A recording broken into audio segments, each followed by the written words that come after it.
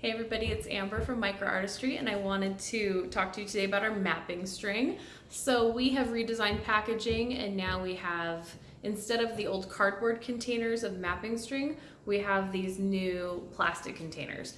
So we have black and white. As you can see, they come in this little dental floss. Come on, focus. We come in this little dental floss container and so you open it up and there's the actual little string part. It's just like a dental floss.